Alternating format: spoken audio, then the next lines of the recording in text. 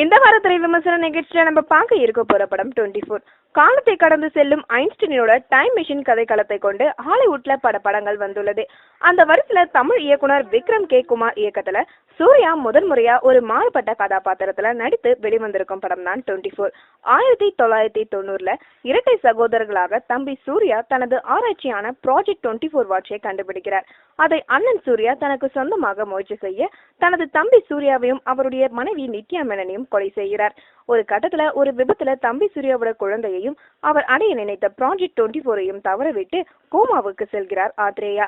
பின்னர் 26 வருடம் கழித்து நிகழ்காலத்துல அவர் அடைய நினைத்த ப்ராஜெக்ட் 24ஐ அடைந்தாரா, மகன் சூர்யா பெரியப்பாவை பழி வாங்கினாரா என்பதை பல சுவாரஸ்யங்களுடன் கொடுத்திருக்கிறார் இயக்குனர் விக்ரம் கே குமார்.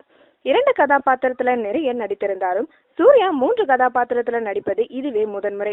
குறிப்பா வில்லனாக வரும் ஆத்ரேயா கதாபாத்திரத்துல ஆங்காங்கே சற்று பயத்தை ஏற்படுத்தியிருக்கிறார். இளமை காலத்துல வரும்போதும் சரி, வயதான காலத்தில் வீல் சேர்ல வரும்போதும் சரி, தனது கதாபாத்திரத்துக்கு பக்காவாக பொருந்திருக்கிறார்.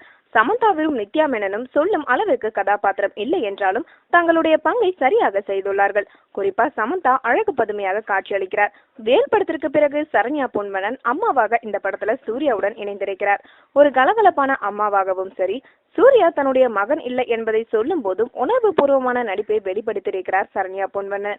சத்யன், அப்புக்குட்டி, சார்லி அவர்கள் படத்துல அவ்வப்போது வந்து சென்றாலும் தங்களுடைய பங்குக்கு கலகலப்பு பூட்டியிருக்கிறார்கள்.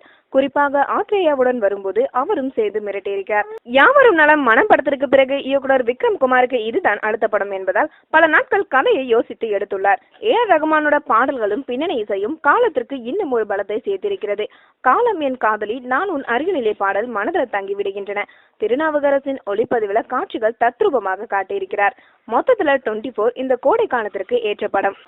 மேலும் சினிமா செய்திகளை தொடர்பு கொள்ள லைக் மற்றும் சப்ஸ்கிரைப் செய்யவும்.